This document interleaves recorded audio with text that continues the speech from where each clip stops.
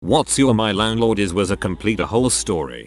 One apartment I rented had on the lease that they paid water and sewer. 3 months and the water was cut off because they did not pay it, and they insisted that it was a mistake to put it on the lease and I needed to pay it. I ended up having to pay for the water and sewer, but then when I moved out they billed me $1,500 for breach of contract. Seems the clause in the contract stated in the event of a breach of contract the renter will be liable for a $1,500 breach of contract fee. When I pointed out they were the ones in breach of contract, they replied the clause has nothing to do with who breached the contract. It only states that you are responsible for the breach of contract fee. I used to get medication shipped to me. It was a self-administered shot with a spring-loaded needle casing. I had a safe disposal method, etc. all set up. It was a medical issue. Well, the little coolers of medicine each month went to the main office of my crappy apartment building. For the first year everything was fine, but then my building was sold to a new company and we got a newbie running the place. The first time my meds got shipped to me, I went down to get it from the office like always. First off, there is a massive sticker that says refrigerate upon delivery. The previous people always just popped it into the fridge that was set up in the office for me. This woman did not. She left it in the sweltering back room instead. Rude and inconsiderate, but I could deal with it. But then, when I asked for the meds, she did the thing where she mimed like she was handing it to me and then pulled it back when I reached for the box. She then asked me, are these needles? Are you having needles delivered? I was like, that's not any of your business. Give me my medication. She kept holding on to it and said, well, some of the neighbors are concerned because needles usually mean drugs. B. My neighbors have never seen my needles, and even if they did, you can't actually see the needle part because it's all encased in a spring-loaded tube. There is no way my neighbors are concerned about this. They have no clue that this is something I need. I told her again that it wasn't any of her business. She finally gave me the box, but she gave me the stink eye every time I received my medication after that. Teresa, you're a nosy bee, you know that? Well, some of the neighbors are concerned because needles usually mean drugs. Of course it does. Medication is drugs. Landlord found out I was a renovation specialist with a long background in historic renovation and water firestorm damage. Asked if I would do little odds and ends around the place to fix it up. Took it off the rent or paid for materials to do the work. I did a lot for her. Refinish the concrete floor in the laundry room. Replace all doorknobs with new style knobs. They were the old slide-in glass knobs, so each door took about 6 hours to complete because of wood filling, sanding, and painting, then resetting the new knobs. Replaced the front door, repaired walls all over and repainted the whole place. Hung new cabinets and installed a new dishwasher after somewhat redesigning the kitchen to accommodate the dishwasher. Refinished the ancient front entry door. Rewired a few problem outlets, lights and switches. When I moved in, the place sat for a year empty. It was in rough shape. When I moved out, the place was awesome. So nice, on fact it rented out for $300 more a month than I had rented it for. It also rented out 4 days after I moved out. She did not have to do anything to move a new family in. So few weeks go by and I'm starting to wonder where my deposit is. Clearly I should be getting that back. Nope. Got a letter in the mail say she was keeping it because of a bullcrap list of stuff. So I took her to court and won. Her argument was basically that this is how she makes money. It's her only income. Judge looked like her was holding back laughter before he ruled in my favor.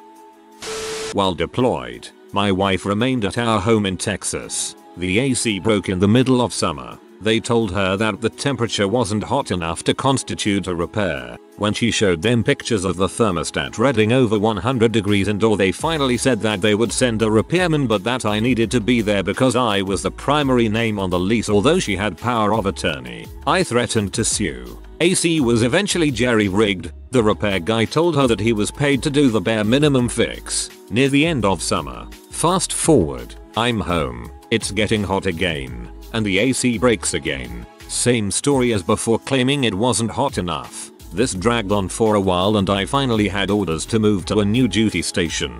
Gave them 30 days notice and moved out. They tried to tell me that I couldn't leave the home with a broken air conditioner and wouldn't honor my military orders. I had to pay to fix the AC and wouldn't get my deposit back. I once again threatened to sue and contacted the actual owner of the house. He was a cool dude living in New York and said he'd take care of it for me. He flew all the way to see me in Texas, fired the property managers, sued them himself, said I was actually the cleanest, most respectable tenant he's had, and eventually paid me double my deposit for my troubles. Nice guy. Wouldn't honor my military orders. That's a good way to get viciously fricked by the big dong of the federal government. It was an apartment complex, but this one stands out still. They didn't pay the power. Not, they forgot to pay the power. Not, they were in financial trouble. They just wanted to see if they could call the power company's bluff. The power company killed and locked half the breakers in every building. I don't know if you've ever seen a riot take shape, but try cutting off the AC and refrigeration for a few dozen Alabamians in the middle of June in a heat wave. I never actually met him, but we nearly ended up taking him to court. We complained about a ton of broken things that he would never fix. When they did get fixed, it was by the unqualified worker that he hired from the Home Depot parking lot. No offense to those guys, but they didn't fix our roof correctly. Being college kids, we go to the free legal counsel our university offered, hoping we had some options to get things fixed. The lawyer found out that the house we were renting had been foreclosed on 2 months prior and the bank owned it now. Extremely pissed off. We decided to stop paying rent to this guy while we got our things in order. We never did get our 2 months rent back from when he didn't own the house. About 6 weeks later, he comes by the house furious that we hadn't paid rent in over a month. My roommate simply said, "We aren't paying you anymore. Get the frick off this property." This pissed him off even more and he started threatening my roommate until my roommate said, "We know you don't own this place anymore and we are going to sue your butt for the money you stole from us." He shut up at this point and left, never to be heard from again. We didn't sue him because each of us were only out like $600. Rent was stupid cheap for 4 college kids in a big city. We made a deal with the bank to pay them the same rent we had been paying in order to stay until graduation in May. We were also responsible for cleaning up the yard and they would get someone out there to fix a few big issues, roof and plumbing. Since they were going to sell the house anyway, we held up our end and enjoyed our last few months of college without a crappy landlord. Last November I get a knock on the door of my newly renovated basement apartment from the fire department saying I'm living in an illegal apartment and will be evicted in 3 months if the landlord doesn't get the place up to code. Landlord kicks me and my girlfriend out in February for just 2 weeks, but we'll say 3 just to be safe. I ask if I have to move out my furniture, and he says no, he'll just work around it. I then spent 7 weeks living illegally in my buddy's basement 30 minutes away, paying rent, and commuting to work. Finally, in April, landlord gives me the okay to move back in, saying the place looks great. When I got back, the entire place was filthy. There was thick drywall dust on every surface, paint cans, tools, and garbage in every nook, and paint splattered on the floor, windows, and all of my furniture including the mattress. Some of my wooden furniture had scratches in it, and the shoe rack and shower curtain were destroyed. I argued with him for days. He gave me $150 for cleaning and damages, then upped rent by $100 a month because the apartment is so much better now. If you took before pictures and after pictures you might have a case for yourself. Bonus points if you get in contact with the fire department and get the documentation about it not being up to code. I bought my house from my landlord this year, a tall, skinny house in a historic district that's kind of a hip German town. After renting it for a few years, it was constantly a struggle to get the landlord to do anything. All maintenance was done through a contractor, who they apparently were really bad at paying because he eventually just stopped working and showing up. We even had the gutters break and rainwater start leaking through the wall and causing huge stains mold to one of the rooms. They never fixed it. The basement is unfinished and filled with dirt along with all of the old crap from past tenants. There's an old gateway computer monitor down there, along with old tables and rolls of carpet padding and old water heaters. Also found out the dryer has no vent out of the house. There was a tacked-on kitchen to make it a multifamily, which it was until I bought it. That was little better than plywood and had no insulation. They never fixed our fence that someone slammed into with their car while speeding down an alley behind my house. They also got into a petty email argument with me because we replaced a door that had been broken. and when they had someone, in hindsight, I don't know who, you'll see why below, try and come by the house. They couldn't get in because the locks had changed, even though I had tried to contact them multiple times about fixing the door and about the locks changing. They just did not care about this house or ever really even take care of it.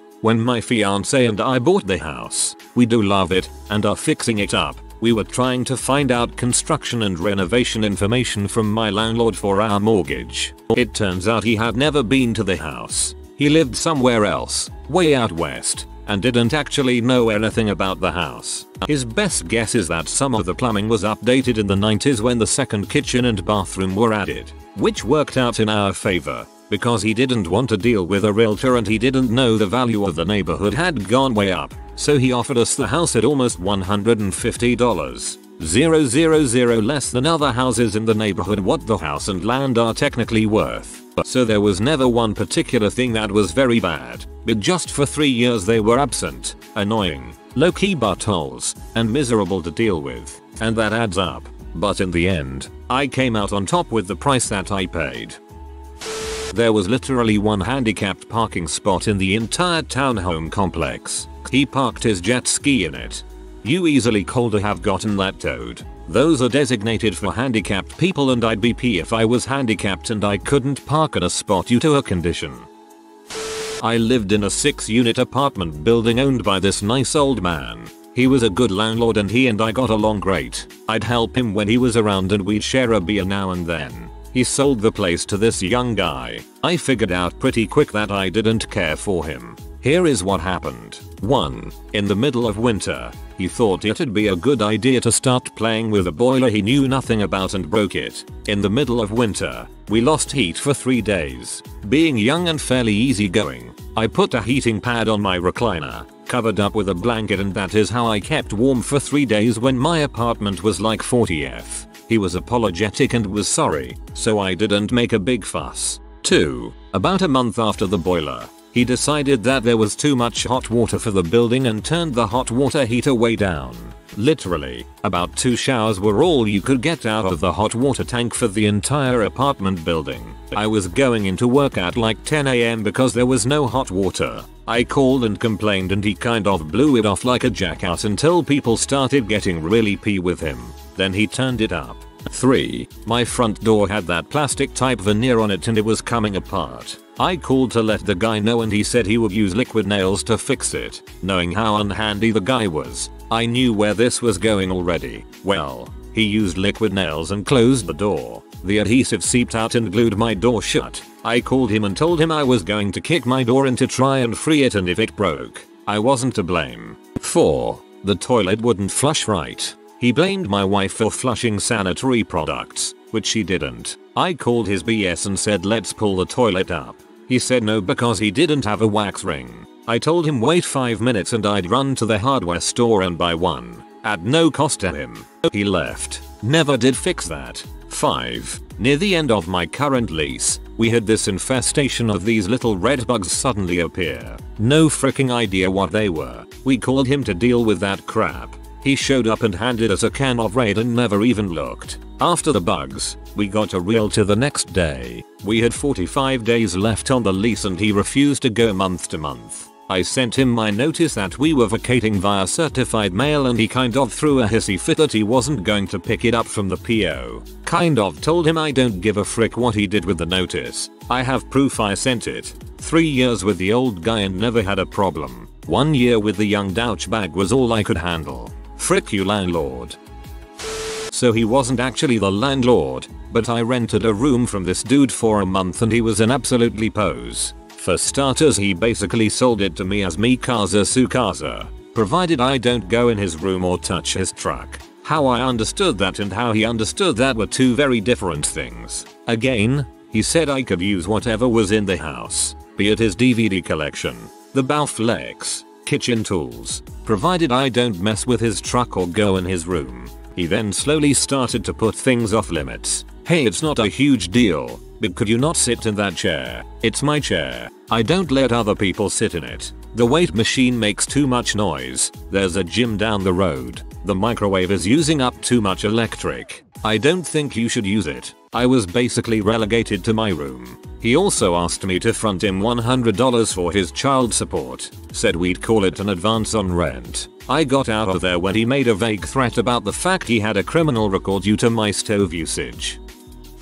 My landlord knew I was a clean and quiet tenant who loved baking. He renovated and removed the stove while moving the kitchen, cupboards, sink and fridge to the other wall. He replaced the stove with a toaster oven. He also removed my living room door. He increased my rent by 30% for those renovations. We've been in legal hearings ever since, and now he's trying to keep my damaged deposit out of spite because I hung shelves, no storage in bathroom, and curtains. Huge window almost to the floor by toilet, which faces a busy street and a few pictures. The neighbor upstairs flooded 3 apartments and kept their deposit.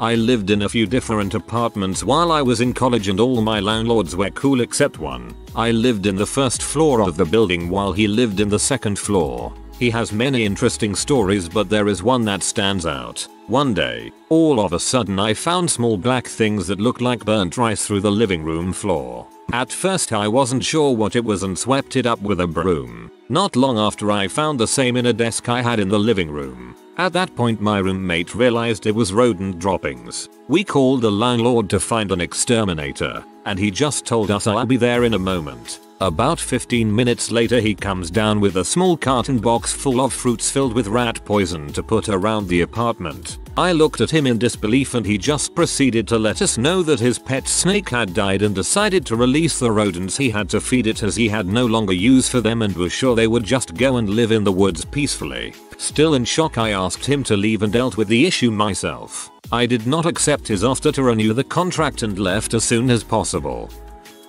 When I was a kid, our slumlord refused to fix anything that broke in our house or do any preventative maintenance. The house had already had an electrical fire from a leaky upstairs bathroom, but he refused to fix any further leaks. When I was about 13, a family of squirrels moved into the space between the ceiling and roof in my room. I could hear them scratching and running all the time. They eventually scratched through the ceiling and left a few areas with small holes. I was always afraid they would drop into my room and attack. Then, my ceiling started leaking when it rained. First in just one area and then gradually across the entire beam that ran across the ceiling. We set up buckets and I would fall asleep to the music of raindrops hitting different containers. The sound of water hitting carpet would wake me up in a panic and I'd have to find another bucket to catch the new drips. One night while I was staying with a friend, the entire ceiling collapsed directly over my bed. All of the soaking wet sheetrock drywall landed on my bed, desk, etc. And the entire family of squirrels was released into my room. They hid in my closet, under the bed, everywhere, and it took 3 days to get them all out. That bastard landlord took another week before sending someone in to fix it, and even then, it was only his son, who had zero experience skill fixing anything. Lived overseas. Housing company managed multiple landlord properties. I had multiple issues with them. First incident was that we noticed ants started making their way into the house, but instead of normal places, they were on the ceiling, in clumps. Thousands of them, and they weren't interested in food, they just were in palm-sized clumps along the edges of the ceiling. We called housing several times, to which one came out to look at them and say sorry this is normal and didn't want to do anything about it. They finally bought us special traps that helped. Second and final time before we moved houses, I somehow pulled our oven door off, twice. The outer piece with a handle came away from the inner piece that faces the food. Once they drilled the door back together. The second time they just put it out of commission and said I would have to wait until the owners of the home came over. We were in Japan. They lived in the US and bought a new one. We were looking at almost 2 months until they would return. We complained that it was ridiculous to pay rent and not have a working oven for that long.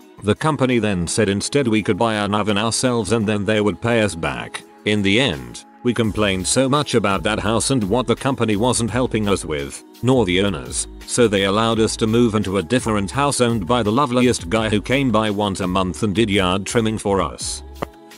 I rented a room from a guy who, a month after I moved in, got approval to sell the house. I found out when someone came in and told me to tell him the city council approved it. The best part, he never even mentioned it was up for sale. Garden. One dog started coming every day, and then one day stopped leaving. She stayed outside our front door all the time, waiting for food or to be stroked. She was such a sweet little thing. Landlord noticed her and started complaining. We told him she never came inside and wasn't doing any harm. We also mentioned the holes in the fence. One night when my husband was out at his regular gym class, I heard the landlord's car pulling up. I was already in bed, so I assumed he'd knock on the door and realize I wasn't going to answer. But he didn't. I heard him open the gate, mooch around a bit, and then he started his car up again and left. In the morning the dog was gone. We never saw her again. Seemed like the nicest couple in the world when we first rented the place. They even invited us to dinner and we had a great time. 3 months in we found out that they argue quite loudly and curse like truckers. Not that big of a deal. Then my wife stepped on a piece of blue glass that was on our kitchen floor. We didn't own any blue glasses. Sure as crap I remembered that dinner. They had blue glasses on the table. I set up a camera in the living room and over the next week caught this guy in our apartment when we weren't home. Son of a bee was going through our dressers and playing with my wife's underwear. Caught him red-handed and gave him a nice beating and called the cops. He tried playing it off like he smelled smoke and wanted to investigate. Then I played back the previous week's videos of him visiting on 3 separate occasions. They locked him up. We found a new place really fast and never looked back. I was renting a studio apartment with separate kitchen in a decent building in an up-and-coming neighborhood. Rent was $500 a month. Rent stabilizes. .com happened. Population grew. A wine bar opened close by. My neighbor, who also had a studio, same size but not as good layout, passed away. They refinished his floors, painted, and rented his place out for $1,300 a month. Then I started getting letters from the owner, whom I had never met, accusing me of mistreating the apartment, living in filth, causing roaches and mold, threatening to evict me. Okay, my apartment was not filthy. You'll just have to trust me on that one. I responded to each of the letters, refuting the claims, offering to speak by phone and got no response other than yet more threatening letters. I finally offered to move out at the end of the month if they gave me my deposit back, which they did. I moved across the country, which I had been planning to do anyway. I get so angry when I think about that person. We had a huge storm blow through. Tons of rain, tornado warnings, the whole 9 yards. It turns out that the storm drain was clogged in our parking lot, so we had about 10 inches of standing water in our parking lot. Nobody could drive their cars in or out of the lot. We called out landlord, who berated us about not telling them earlier. The same landlord also took several days to fix our heat in the middle of winter, and also accused us of mold growth in a closet the day after we moved in. My father's landlord doesn't care that it's either 80 degrees or 35 degrees in apartment. He has lived there for about 8 months and has had 2 leaks which look forever to fix. But here is the kicker. When my father signed the lease, 2 years, he was smoking and asked, my smoking won't be a problem, right? LL no, it's fine. Woman moves in upstairs, complains about the smoking. LL told her to sue my father for $6,000. How much it would cost her in losses to move. WTF. It's not a smoke-free building, but sadly in this state if she took him to court, she could very well win. That doesn't make any sense. If the building is not smoke-free and you are renting a unit, then you should not be liable for anything. If anyone is liable, it's the landlord for not disclosing, or if he misled the lady that moved in upstairs. Probably not as bad as some others here, but I just moved into a place and when I tried to get internet installed, Comcast told me that my cable jack isn't actually connected to anything and I would need to get my landlord's permission for them to run a line. My landlord has totally ignored me, so now I'm stuck in an apartment that can't get internet for the next year. I've also discovered that I might not get any water if too many other people in the building are trying to use water at the same time. Look up tenants' rights for where you live. You're not stuck if there aren't appropriate living conditions. A landlord can't ignore communication from tenants. Not sure where you live, but in some US states you can withhold rent or partial rent if a certified letter is sent in order to have living conditions addressed or maintenance done. Week before Christmas, our heater went out during one of the coldest winters on record. Landlord said nope, not fixing that. Wait until the new year and don't call me again, it's Christmas. Well, we paid rent through an estate agent, so I called her first and said, what's my legal options here? She said, he said what? Okay, it'll be taken care of. That very afternoon a plumber showed up to fix it. He took a look around and asked us if we were aware our bathroom was not up to code. It's not. The next day we got a new toilet, bath and shower. Hearing the landlord arguing with the plumber and estate agent lady and then freak out at the cost that he was 100% legally liable for, priceless. Merry Christmas from my butthole landlord. When I first moved out, I lived in a basement apartment in my aunt's house. The first walkthrough was fine and she didn't mention any issues, so I thought we were good to go. Turns out, the pump for the sink in the kitchen would back up into the boiler closet in my bedroom. She had a cave cricket regular cricket issue, and the shower leaked into the bathroom as soon as you turned it on. First, she told me the water in my room from the backed up pump was just rainwater coming in through the windows. Almost all of my floor was covered in an inch of water. Second, she told me I was being dramatic about the bug issue. I was putting down 10-12 new traps every 3 days because the traps I was putting down were covered. Before I got the traps, I walked into at least 10 cave crickets in my kitchen. Lastly, she took a month to fix the shower, so that meant either I had to deal with the water, soak some of my towels to shower, or go to my mother's to shower. I chose the last option even though my mother lived almost an hour away. When she finally fixed the shower, I had all but moved out and she complained that I made her fix the shower for no reason.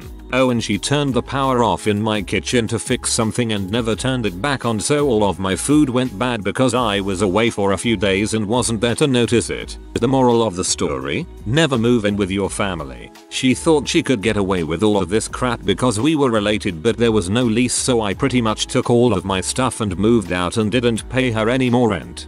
Yep, never do any business of any kind with family is a pretty good personal rule to have. Family will always assume friends and family benefits apply and that they will be getting the bigger end of the stick. 2 years ago I was living in student apartments. They entered without my permission and fined me for drying dishes on a drying rack. $75 for a mold hazard. I always dry my dishes on a drying rack. No mold. They're talking out their ass to make a quick buck. Tell them to sod off.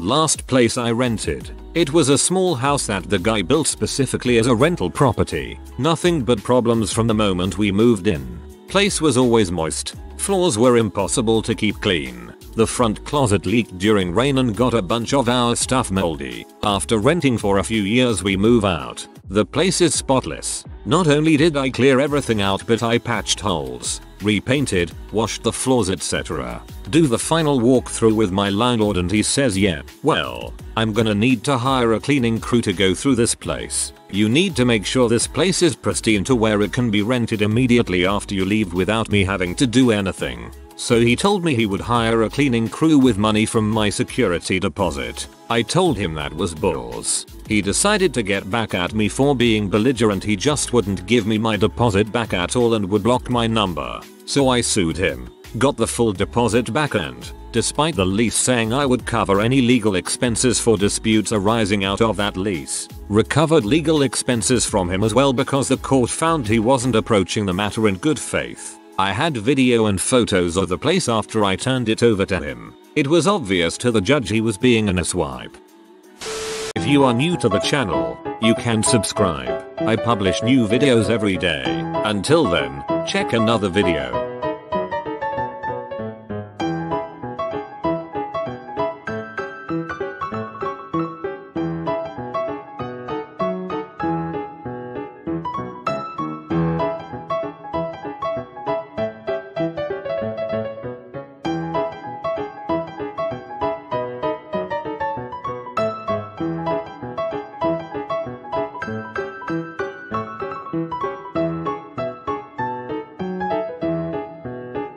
Bye for now.